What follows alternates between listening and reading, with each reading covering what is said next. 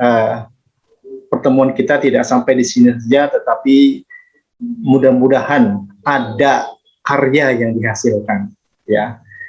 Makanya tadi disebutkan sama Bapak Mukhtar, kalau manusia itu jangan meninggalkan nama doang, ya. Nama doang cukup gitu ya. Tidak, tetapi juga ada warisan yang ditinggal. Ya, salah satunya adalah karya.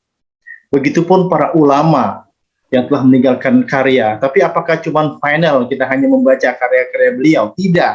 Kita harus mewarisi spirit, semangatnya dalam berliterasi. Itu yang harus kita tumbuh kembangkan. Semangatnya ini tidak cukup ya kita menikmati karya-karya para ulama terdahulu, tapi juga kita harus ya menumbuhkan semangat untuk menumbuhkan literasi sehingga tumbuhlah ya budaya literasi, kemudian peradaban ya Islam, dan insya Allah mudah-mudahan bisa kita lakukan ya, dan kita awali nih mudah-mudahan di Ma'had Ali Al-Furqan, harapannya bisa untuk berkarya, para santri-santrinya bisa berkarya setelah kegiatan ini ya, dan kegiatan-kegiatan lainnya. Kalau mungkin para santri itu sering ngaji kitab dengan Bapak Mukhtar Arifin, yang saya juga pernah lihat itu di YouTube-nya, buka kitab. Kalau sekarang ini kita nggak buka kitab dulu ya. Ya kita sejenak untuk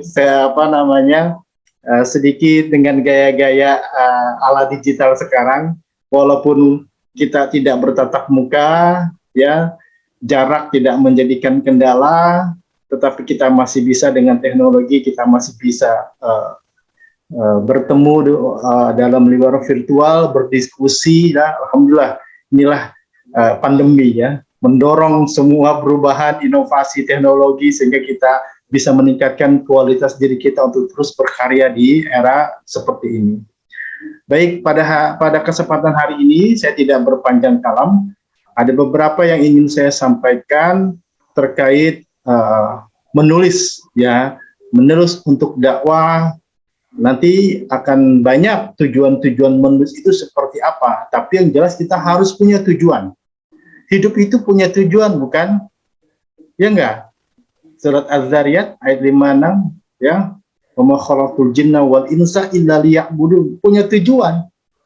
Ya, tidaklah kuciptakan jin dan manusia melainkan untuk apa? Untuk beribadah kepada Allah. Jadi bab niat udah dibahas ya sama Pak Mukhtar Arifin, bab niat selesai. Sekarang bab action, amilus soleh. Sekarang adalah bab bagaimana caranya kita berbuat sesuatu dengan apa? Ya dengan karya-karya kita gitu ya. Kita tujuannya karena beribadah, karena Allah, apapun ya segala rangkaian hidup kita selalu kita gantungkan hanya kepada Allah, ridha Allah. Kemudian bab niat juga pasti sudah dibahas itu oleh para kiai, para ustadz di Ma'had. Nah sekarang ini kita babnya itu adalah bagaimana nanti setelah niat ada action, ya, ada praktik, ya. Kalau kata istilah para penulis Barat itu salah satunya Carl itu adalah muscle, ya, memory muscle. Ketika ada brain memory yang sudah tersimpan dengan segala pengetahuan, maka akan tergerak itu, ya, jari-jarinya untuk menulis, gitu ya.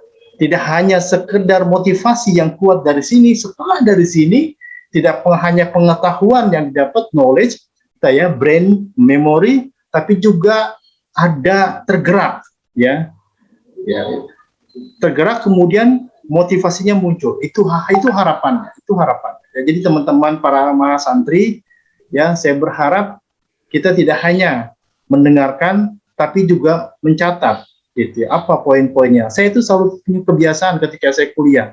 Saya itu selalu mengantongi kertas dan juga buku kecil dan juga pulpen. Itu saya selalu kantongi.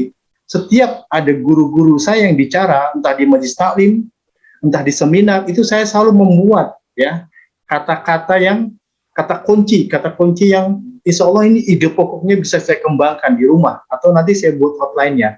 Nah, kebiasaan itu ternyata memberikan pengaruh dalam perjalanan hidup saya.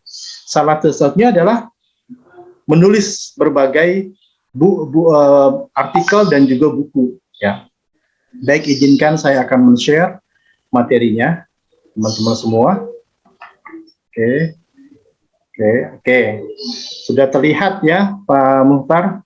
Karena saya tidak melihat muka santri, hanya lihat Pak Muhtar, jadi saya responnya sama Pak Muhtar aja gitu ya. Oke. Nanti kalau ada apa-apa tolong di ini ya Pak, dikasih tahu ya. Oh iya, siapa? Ya. Baik.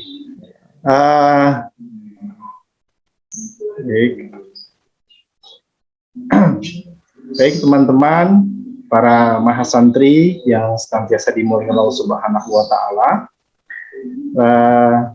Tadi sudah disebutkan oleh narasumber tentang biodata saya dan sudah diberikan ya, pengalaman menulis saya itu tidak sebentar dan itu butuh proses yang tidak instan, tapi dinikmati.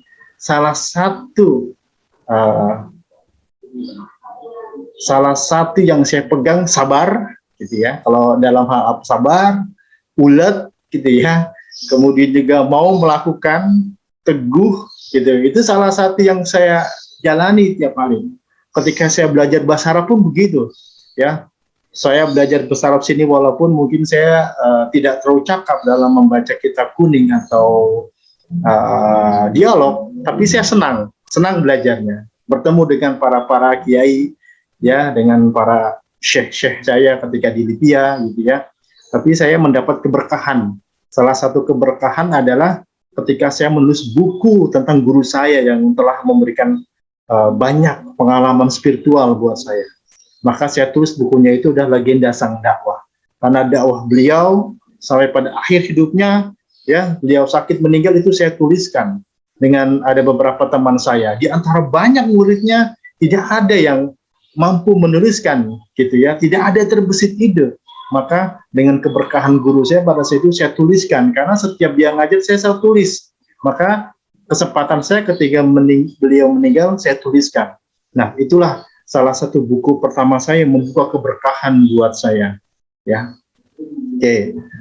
Sekarang tadi ya, kalau Pak Muhtar di masa pandemi yang kurang sehat aja masih semangat gitu untuk belajar, untuk mendengarkan webinar ya, walaupun tidak kemana-mana, tapi masih bisa menulis, ini luar biasa ya. Nanti kita akan kupas bagaimana para ulama pada dahulu itu sangat luar biasa ya.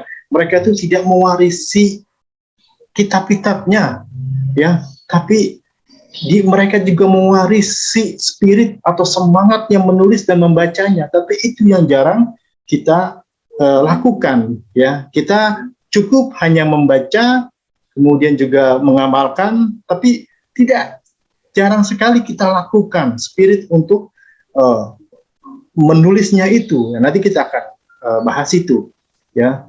Nah, ini selama pandemi saya alhamdulillah banyak diberikan waktu itu ya. Akhirnya saya bisa menulis artikel populer sekitar kurang lebih 42 dan juga menulis reportase atau berita 100 ya, tulisan di media massa. Ini rekam jejak digital jadinya ya. Kemudian juga 4 menulis buku solo, kemudian juga 7 menulis buku antologi, dan 4 menjadi editor buku antologi. Nah, ini bahkan nanti ada satu buku lagi yang keluar, itu kreativitas menulis kaum rebahan. Di situ saya menulis tentang bagaimana menulis ide pokok, mencari gitu ya, mencari tulisan, prosesnya sampai menjadi sebuah tulisan. Itu ada buku yang terbaru saya, ya insya Allah sedang saya rapikan gitu ya. Jadi pandemi itu bukan akhir segalanya, ya enggak? Pandemi itu justru ada hikmah yang lain. Selain hikmahnya kita menjaga kebersihan, kita care dengan kesehatan, kita banyak waktu luang dengan keluarga, tapi juga ini meningkatkan budaya literasi kita. Ya, ini tahadus bin nikmah. Itu saya lebih sering banyak membaca buku dan menulis ketika pandemi, dan itu jarang saya lakukan ketika saya tidak pandemi pada saat itu. Kalau ke sana, dari ke sana gitu ya, ke tempat ini ngajar di sini dan segala macam itu. Tapi ketika pandemi, alhamdulillah, ternyata ada hikmah yang lain yang mungkin diberikan sama Allah sehingga kita bisa ya kreatif gitu, kita bisa produktif nih ya. Inilah yang saya ingin mencoba kita belajar sama-sama dan menularkan kepada kalian semua.